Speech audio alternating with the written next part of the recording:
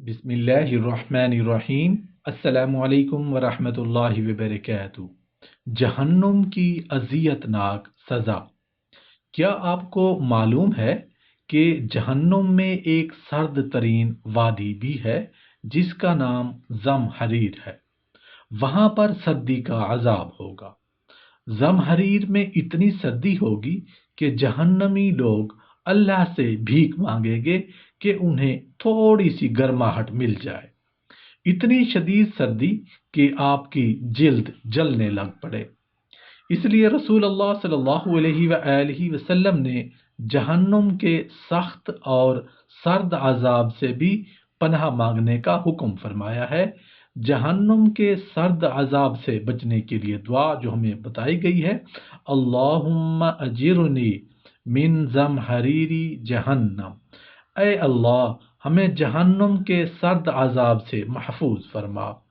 امام ابن القیم رحمۃ اللہ علیہ لکھتے ہیں کہ انسان جب گناہ اور بدکاری کا عادی ہو جاتا ہے تو اس کے اندر سے غیرت ختم ہو جاتی ہے، اور بسا اوقات انسان گناہ کو گناہ بھی نہیں سمجھتا، اور یہیں سے اس کی بربادی شروع ہو جاتی ہے۔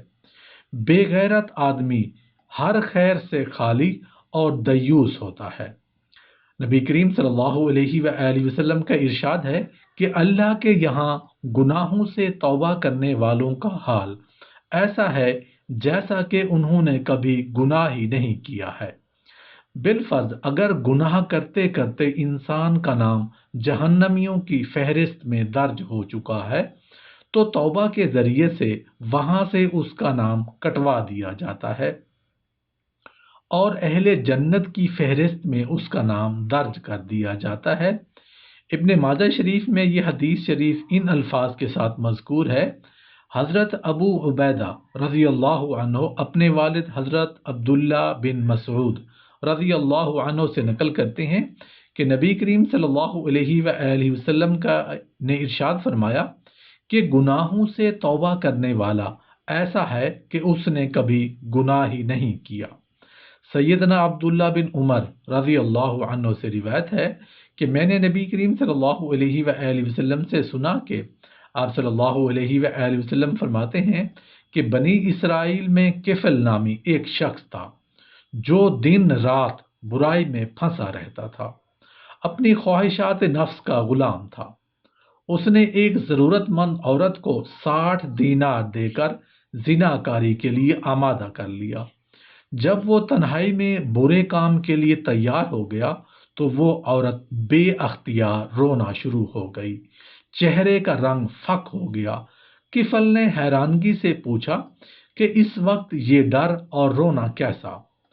اس پاک باز اور شریف النفس لڑکی نے روتے ہوئے جواب دیا، مجھے اللہ تعالی نے حرام قرار دیا ہے، میں بھی اپنی ضرورت سے مجبور ہو کر اس برے کام کے لیے تیار ہو گئی۔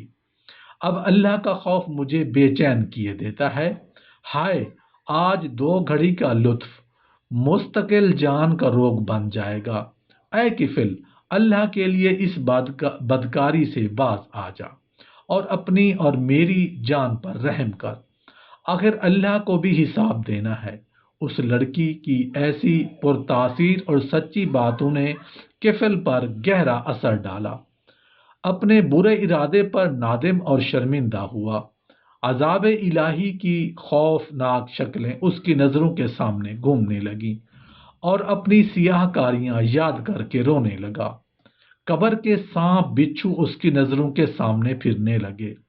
اپنے دل میں سوچنے لگا کہ مجھے تو اللہ کے عذاب سے بہت زیادہ ڈرنا چاہیے۔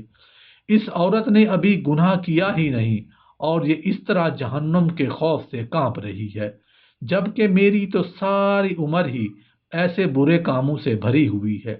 چنانچہ وہ کہنے لگا، اے نیک عورت، گواہ رہے، میں آج تیرے سامنے سچے دل سے توبہ کرتا ہوں کہ آئندہ اپنے رب کی ناراضگی کا کوئی کام نہیں کروں گا۔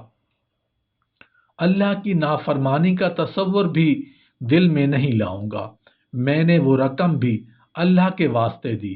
اس کے بعد اللہ کے حضور توبہ و استغفار کی، یا الہی میرے گناہوں سے درگزر فرما، میری خطائیں معاف کر فرما دیجئے، مجھے اپنے دامن عفو میں چھپا لیجئے، مجھے جہنم کے عذاب سے نجات دے دیجئے۔ نبی کریم صلی اللہ علیہ وآلہ وسلم فرماتے ہیں کہ اسی رات کفل کا انتقال ہو گیا۔ صبح لوگ دیکھتے ہیں کہ اس کے دروازے پر لکھا ہوا ہے ان اللہ قد غفر الکفل، یعنی اللہ نے کفل کے گناہ معاف کر دیے۔ اس واقعہ میں اس بے کس و مجبور عورت کا حال ملاحظہ فرمائیں جس نے ابھی گناہ کیا ہی نہیں مگر وہ بری طرح کانپ رہی ہے۔ یہ اللہ کی نافرمانی سے بچنا اور عذاب کا خوف محض اللہ تعالیٰ کے ڈر اور تقوی کی وجہ سے ہے۔ ارشاد ربانی ہے، اور جو اللہ سے ڈرتا ہے اس کے لیے مشکلات سے نکلنے کی راہ پیدا کر دیتا ہے۔ مذکورہ عورت گناہ سے بچنا چاہتی تھی، اللہ تعالیٰ نے اس کو نہ صرف اس گندے اور حرام کام سے نجات دی بلکہ اس کے حسن کردار کی وجہ سے کفل جیسے سیاہ اور گناہ گار کو بھی اللہ تعالیٰ نے ہدایت نصیب فرمائی۔ اس کے علاوہ اس کی بخشش کا بھی قدرتی طور پر اعلان کر دیا۔ تقوی انسان کو ایسے ہی جذبات و احساسات سے آگاہ کرتا ہے کہ وہ اللہ کی نافرمانی کی جرت نہیں کر سکتا۔ ایسے ہی لوگوں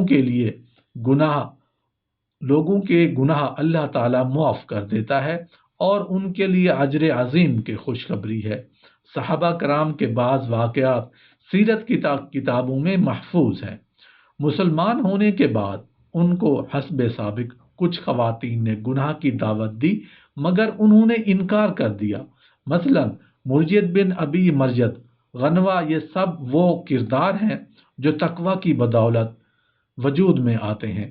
اسلام ایسی ہی صورت کی توقع ہر مسلمان سے کرتا ہے۔